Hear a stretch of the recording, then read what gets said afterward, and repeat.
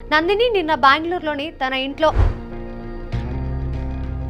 తను సూసైడ్ చేసుకునే సమయంలో ఇంట్లో ఎవరూ లేరని భావిస్తున్నారు.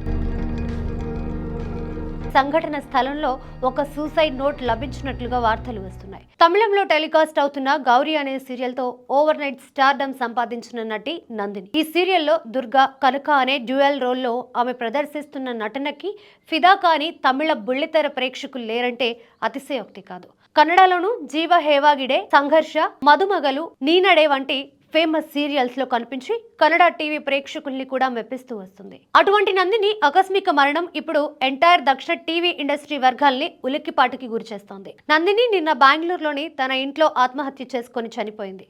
తను సూసైడ్ చేసుకునే సమయంలో ఇంట్లో ఎవరూ లేరని భావిస్తున్నారు. కానీ సంఘటన స్థలంలో ఒక సూసైడ్ నోట్ లభించినట్లుగా వార్తలు వస్తున్నాయి.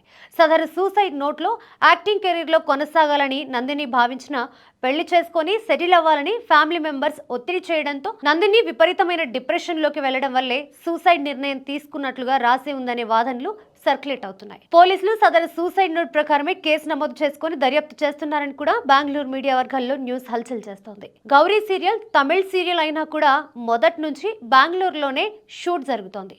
కానీ షూటింగ్ ఇటీవల బెంగళూరు నుండి చెన్నైకి మారడంతో కొన్ని రోజుల నుంచి అక్కడే షూటింగ్ జరుగుతోంది. కానీ బ్రేక్ రావడంతో నందిని బెంగళూరు వచ్చి ఆత్మహత్యకి పాల్పడింది. ఈ కోణంలో కూడా పోలీసులు దర్యాప్తు చేస్తున్నట్లుగా టాక్. ఇక నందిని మరణంపై అభిమానులు, కో యాక్టర్స్ సోషల్ మీడియా వేదికగా తమ దిగ్భ్రాంతిని వ్యక్తం చేస్తున్నారు. గౌరీని నిర్మిస్తున్న కలైంజర్ టీవీ నందిని మృతి విషయాన్ని సోషల్ మీడియాలో పోస్ట్ చేస్తూ తీవ్ర సంతాపం తెలియజేసింది. నందిని ఆంధ్రప్రదేశ్కి చెందిన అచ్చ తెలుగు అమ్మాయి.